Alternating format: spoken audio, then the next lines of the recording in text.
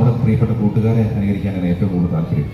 അപ്പൊ നമ്മളെ അനുകരിക്കാൻ ആരെയാണ് ആദ്യം ഇഷ്ടമെന്ന് ചോദിച്ചാൽ നമ്മുടെ സുഹൃത്തായ ആരെങ്കിലും ശബ്ദമായിരിക്കും. ആദ്യം ഏത് സുഹൃത്തിന്റെ ശബ്ദമായിരിക്കും?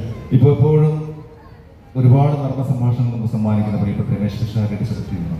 ശരി, അപ്പോൾ രമേശ് പിഷാരടി അദ്ദേഹത്തിന്റെ ശബ്ദത്തിന്റെ ഒരു പ്രത്യേകതയുണ്ട്. ഒരു സൂപ്പർ ഫാസ്റ്റ് ബസ് പോകുന്ന പോലെയാണ് അദ്ദേഹം എപ്പോഴും സംസാരിക്കുക. അപ്പൊ അത് ഇഷ്ടപ്പെട്ടാൽ നിങ്ങൾ ക്ലാപ്പ് ചെയ്യുമല്ലോ, പ്രോത്സാഹിപ്പിക്കുമല്ലോ. ഓക്കെ, അപ്പോൾ രമേശ് പിഷാരടി ശബ്ദം നമുക്കൊന്ന് കേൾക്കാം. ചേട്ടാ, ഈ കഴിഞ്ഞിടയ്ക്ക് ഞാനും ധർമ്മങ്ങളുടെ ദുബായിലൊരു പരിപാടിക്ക് പോയി. പരിപാടി കഴിഞ്ഞപ്പോൾ കമ്മിറ്റിക്കാർ കൈയടിച്ചു, നാട്ടുകാർ കൈയടിച്ചു, എല്ലാവരും കൈയടിച്ചു.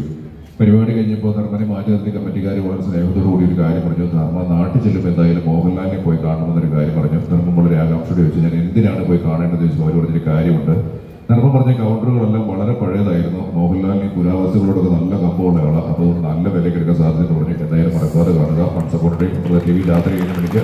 വീട്ടിൽ കണ്ടില്ലെങ്കിൽ പട്ടിണിയാകും. അതുകൊണ്ട് മറക്കാതെ കാണുക. പൺസപ്പോട്ടയും നമ്മുടെ ലൈവ് രാത്രി 7 മണിക്ക്.